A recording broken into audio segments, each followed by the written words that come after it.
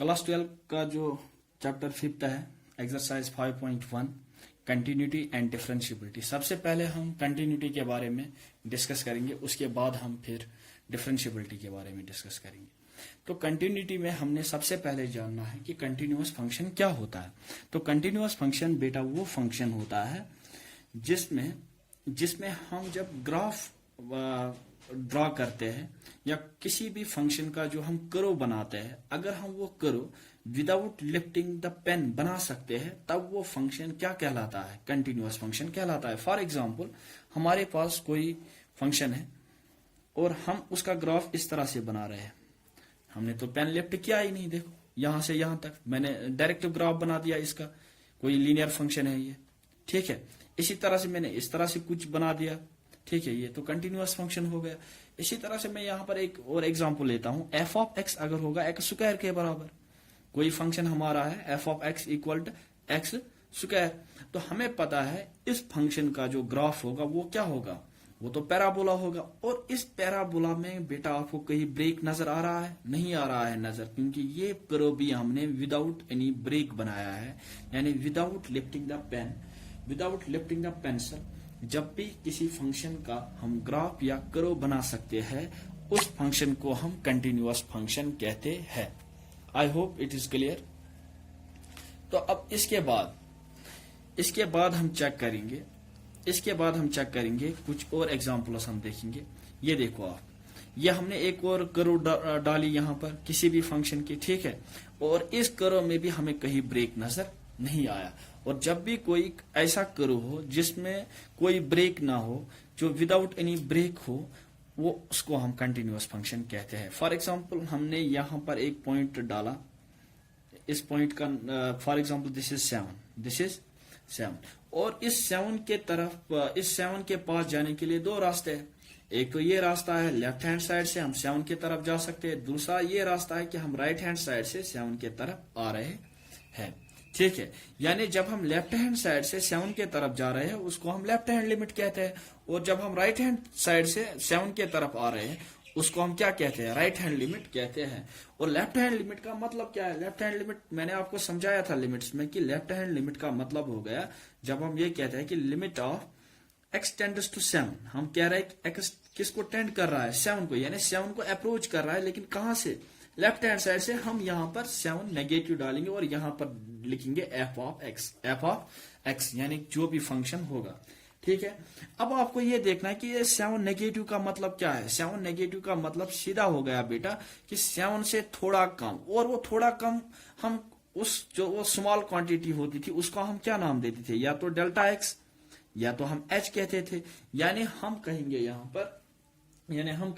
पर ये जो x होगा यहाँ पर ये जो इधर अप्रोच कर रहा है, ये तो 7 नहीं होगा लेकिन 7 के करीब होगा। यानी कितना करीब, 6.99999999999, इतना करीब होगा। वो जो 0.0001 रहता है उसी को हम डेल्टा x या h कहते हैं, ठीक है। I hope it is clear no, है ना।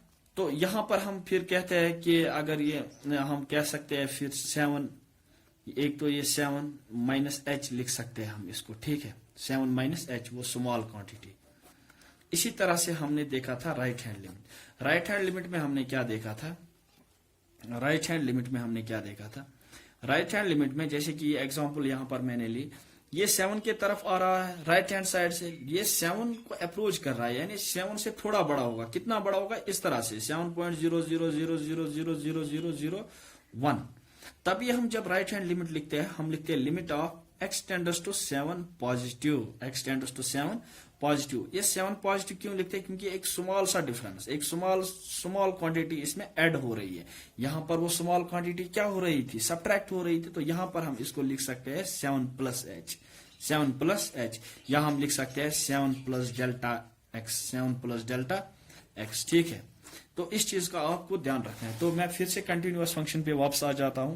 तो कंटिन्यूअस फंक्शन में मैंने आपको कहा if graph can be drawn without lifting the pencil then function is said to be continuous function. तो यहां पर हमने ये ग्राफ ड्रा किया without lifting the pencil and the function is called continuous function. अब यहां पर एक और एग्जांपल हम लेते हैं कंटिन्यूअस फंक्शन का, जैसे कि ये हमारे पास एक एग्जांपल है। ऊपर वाले करो को मैंने छुपा लिया। ये देखो, ये जो करो है, इस करो में कहीं भी आपको कोई लूप नजर आ रहा है, कोई ब्रेक नजर आ रहा है? नहीं आ रहा है। एक पॉइंट नजर आ रहा है, लेकिन ये पॉइंट क्लोज्ड है बेटा, यानी एक गड़ा था यहाँ पर और उस गड़े को हमने फिल किया है, यानी जो आपका रास्ता है यहां से यहां तक कहीं भी नहीं रोकना है। जब कोई कंडीशन इस तरह से होगी जहां पर आपको रास्ता रोकने की जरूरत ना पड़े, वहां पर जो वो फंक्शन कहलाती है वो कंटिन्यूअस फंक्शन कहलाती है। आपके एंट्रेंस में जेई में डायरेक्ट ग्राफ्स मिलेंगे और वहां पर आपको आइडेंटिफाई करना होगा weather the function is continuous और नॉट, एंड और आपके पास 2-4 ग्राफ दिए होंगे और आपको ये देखना होगा कि कौन सा फंक्शन इनमें डिसकंटिन्यूअस होगा। ठीक है, और आपको ग्राफ देखकर ही पता चलना चाहिए अगर उसमें कोई लूप है फंक्शन, अगर उस करो में कोई लूप है तो वो कौन सा फंक्शन कहलाएगा? वो बेटा डिसकंटिन्यूअस फंक्शन कहलाएगा, वो कंटिन्यूअस फंक्शन नहीं कहलाएगा। यानी कि अगर हम ये एग्जांपल ऊपर वाला करो देखेंगे और इस वाले करो को हम छुपा लेंगे, इसमें देख लो आप, यहां से यहां तक तो हम जा रहे हैं, लेकिन यहां पर एक गड़ा है, एक ब्रेक मिल गया। जब भी फंक्शन में कोई ब्रेक मिलता है तो वो तो कंटिन्यूअस नहीं कहलाएगा, वो तो डिसकंटिन्यूअस फंक्शन हो गया। ठीक है, तो अब maybe in discontinuous function limits are existing.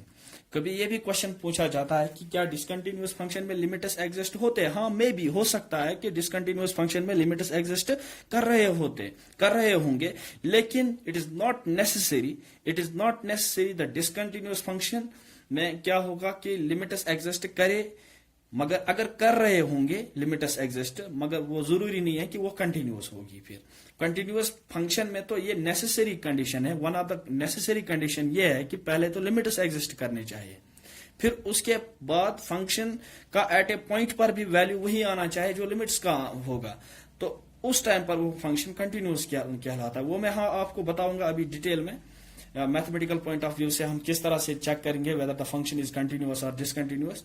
तो सबसे पहले यहां पर आपको ये देखना है कि कंटिन्यूअस फंक्शन में भी लिमिट्स एग्जिस्ट करना बहुत जरूरी है, क्योंकि यहां पर लेफ्ट हैंड लिमिट जब राइट हैंड लिमिट के बराबर होगा तभी तो फंक्शन कंटिन्यूअस कहलाएगा। लेकिन डिसकंटिन्यूअस फंक्शन में भी ऐसा हो सकता है, लिमिट्स एग्जिस्ट कर रहे होंगे।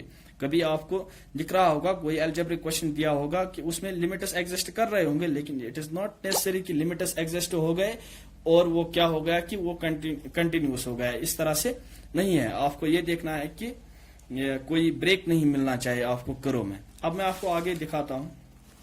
फॉर एग्जाम्पल, फिर कंटिन्यूअस फंक्शन में आपको क्या निकालना है?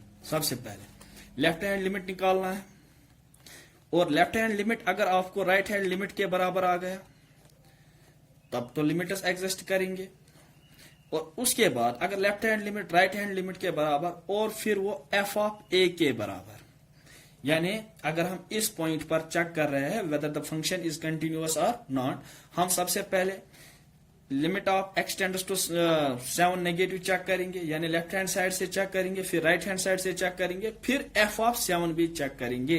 तो अगर ऐसा हो गया तो फंक्शन क्या हो गया? कंटिन्यूअस। में आगे आपको डिटेल में बताऊंगा, टेंशन लेने की बात नहीं है। कंटिन्यूटी एट ए पॉइंट, आपको अगर एक पर्टिकुलर पॉइंट पर कंटिन्यूटी चेक करनी होगी तो आप किस तरह से करोगे?